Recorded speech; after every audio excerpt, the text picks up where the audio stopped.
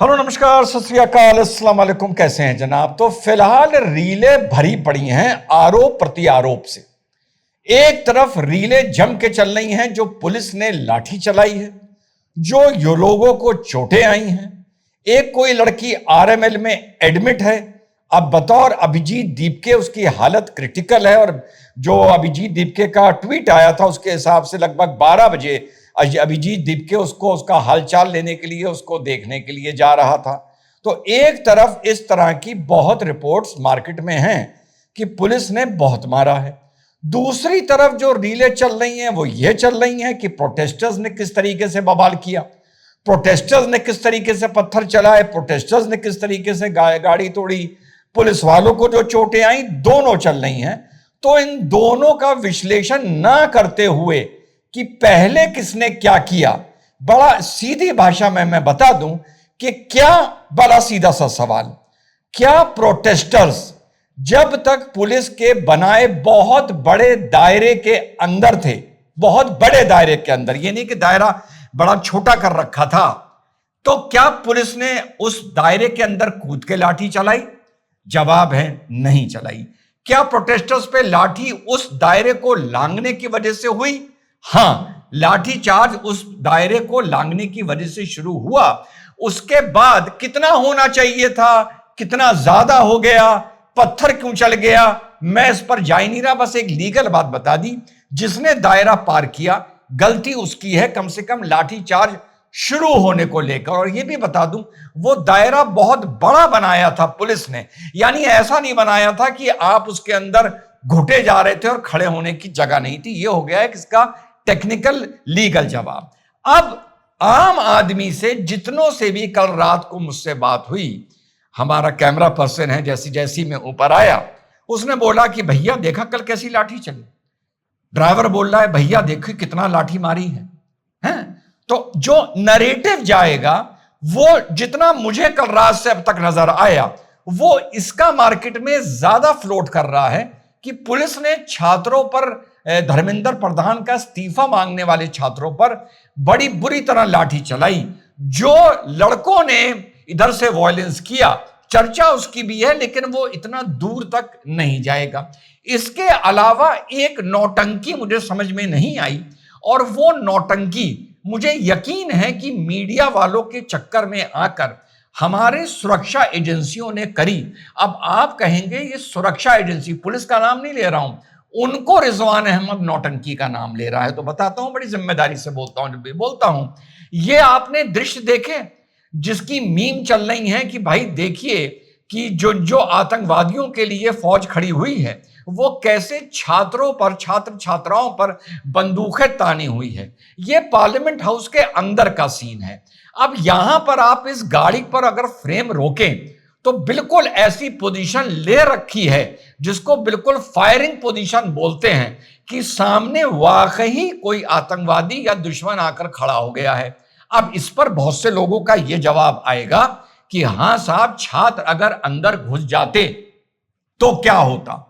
तो भाई अगर छात्र अंदर घुस जाते तो पार्लियामेंट हाउस के बाहर बहुत सी सुरक्षा की कड़ियां हैं, इसमें ऐसे ऑटोमेटिक हथियार गेट की तरफ तानने की क्या जरूरत है? अभी मैंने ये जानबूझ के फ्रेम रोक रखा है।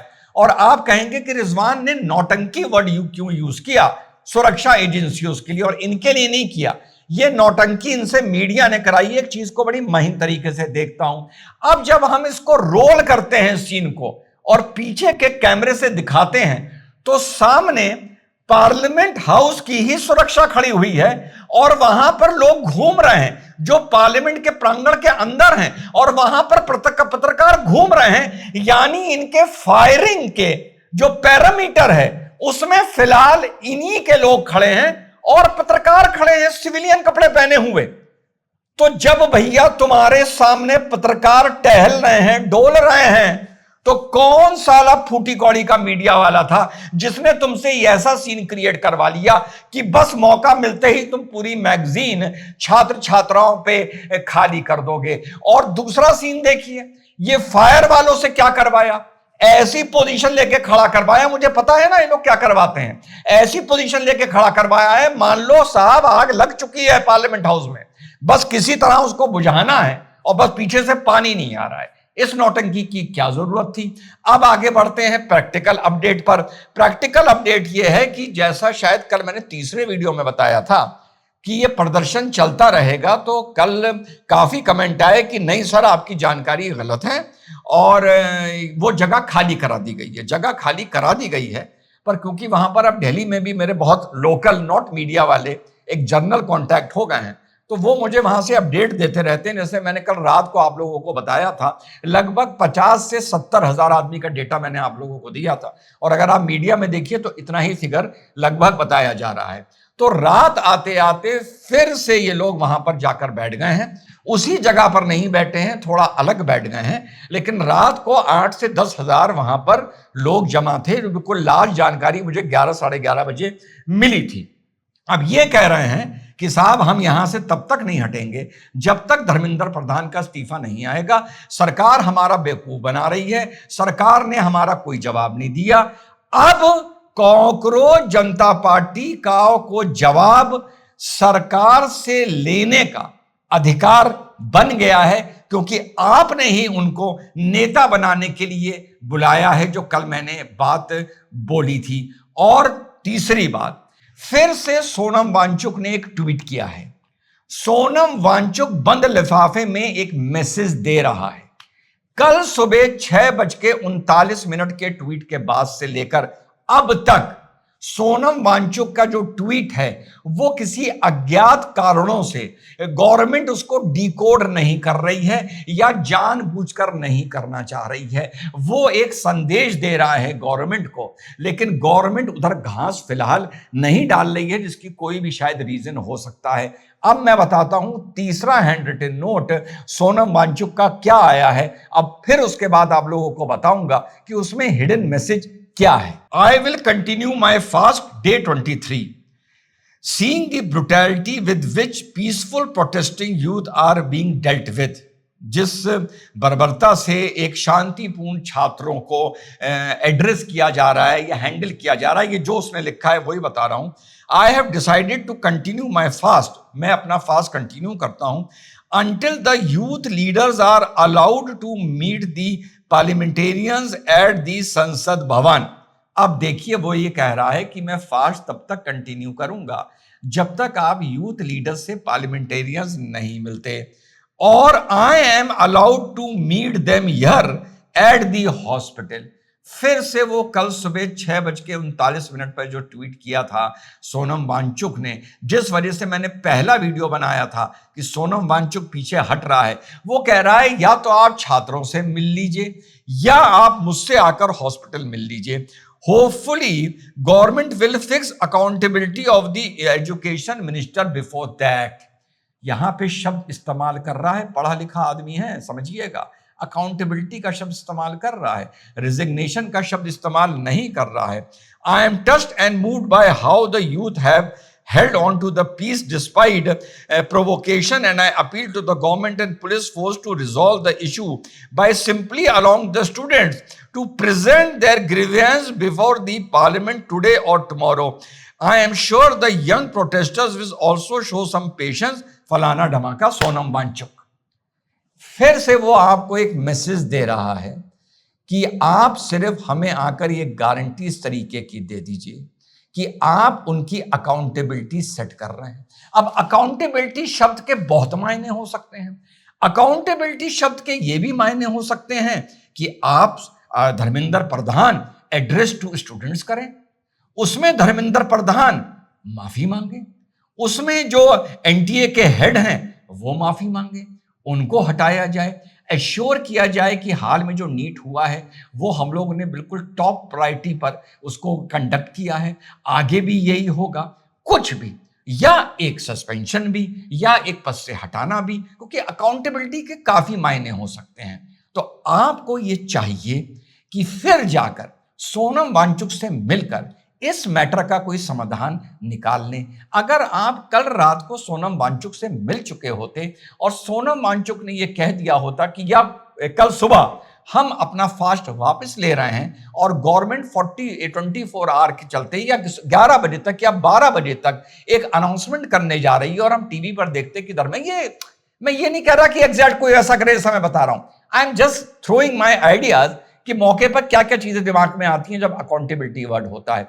उसके बाद आप जंतर मंतर से इनको आराम से हटा सकते थे। जो प्रोटेस्ट था वो डाइल्यूट हो जाता, प्रोटेस्ट कंफ्यूज हो जाता।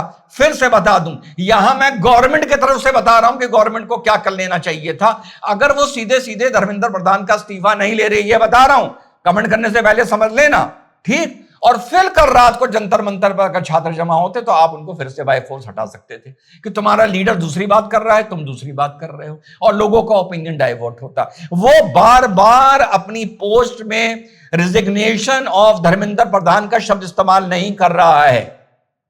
जो मांग आज की तारीख में सोनम वांगचुक कर रहा है, जो छात्र कर रहे हैं, वो बिल्कुल अलग हैं। अगर आप उसको मेरे नजरिए से देखें, एक्सरे विजन से एनालाइज करने के लिए, और आप उस चीज का लाभ नहीं उठा रहे हैं। कल लाइव में किसी ने बड़ी बेवकूफी की मुझसे बात करी कि आपको पता है, वो आ जाते हैं ना खामखा पेवंद लगाने वाले, कि धर्मेंद्र प्रधान जी को इसलिए हटाने की मांग हो रही है क्योंकि वो सिलेबस चेंज कर रहे हैं और ओरिजिनल हिस्ट्री सामने ला रहे हैं। अच्छा, धर्मेंद्र प्रधान खुद ओरिजिनल हिस्ट्री सामने ला रहे हैं, ये गवर्नमेंट की पॉलिसी नहीं है। यानी आपके कहने का मतलब है अगर धर्मेंद्र प्रधान चले जाते हैं और मान लो वहां पर जयशंकर जी मंत्री बन जाते हैं, एग्जाम्पल दे रहा हूं, या राजनाथ सिंह को एक एक्स्ट्रा बाहर मिल जाता है एजुकेशन मिनिस्ट्री का, या किसी और को मिल जाता है, तो फिर जो हिस्ट्री चेंज हो रही है वो तो बंद हो जाएगी। राजनाथ सिंह कहेंगे धर्मेंद्र चला गया, मैं क्या करूं। जहां जिन किताबों से हिस्ट्री चेंज हो रही थी वो किताबें तो धर्मेंद्र प्रधान के पास हैं, वो लेकर। इतनी बेवकूफी की बातें कम से कम मेरे लाइव में और मेरे प्लेटफॉर्म पर मत किया करो, है ना। जबरदस्ती देखो रफू करो, राजनीति में रफू किया जाता है, लेकिन जब देश की बात आती है तो रफू भी नहीं किया जाता। और अगर रफू करना है तो करो, पेवंद नहीं लगाई जाती मेरे भाई। पेवंद लगाओगे तो देश की किस्मत पे पेवंद लग जाएगी। तुम लोगों को पता नहीं है ये बात, क्योंकि ये देश एक आधे तो उन पागलों में बटा है जो इस देश की अच्छाई साले देख ही नहीं सकते, नमक हराम है, ठीक। तो वतन परस्ती कम से कम 50-60 करोड़ लोग तो इस देश में कर लो। इस देश को अगर वाकई आगे बढ़ता हुआ देखना चाहते हो, वो कोई और परस्ती कर रहे हैं, तुम्हें पता है वो कौन सी परस्ती कर रहे हैं। तुम पार्टी परस्ती कर रहे हो, तो बीच में देश जाएगा कहां। हम जैसे कोई बकाते रहेंगे, भौंकते रहेंगे, फ्रस्ट्रेट होकर हम भी सोच लेंगे कि यार हम भी कोई किनारा पकड़ लें, या इधर के पूरे हो लें या उधर के पूरे हो लें। तो बेवकूफी का सजेशन ना दिया करो। गवर्नमेंट रिपीटेड इसको मिस हैंडल कर रही है। धरातल पर स्टूडेंट्स के वॉयलेंस का मैसेज कम जा रहा है, पुलिस ने जो लाठी चलाई है वो ज्यादा जा रहा है, और पुलिस मीडिया के चक्कर में फंसकर इस तरह की पोजिंग ना करे कि ऑटोमेटिक वेपन्स लेके खड़ी हुई है कि बस जैसे ही स्टूडेंट कोई सामने आएगा तड़ से उसके सीने में गोली मार दी जाएगी। ईरान जैसे सीन यहां पर और पाकिस्तान जैसे सीन यहां पर ना बनाएं। सरकार के लिए ये मेरी शिद्दत से राय है, और वो स्टेज ना है कि मैं भी राय देना बंद कर दूं और मैं भी कोई अलग कोना पकड़ लूं। जय हिंद, वंदे मातरम, खुदा हाफिज।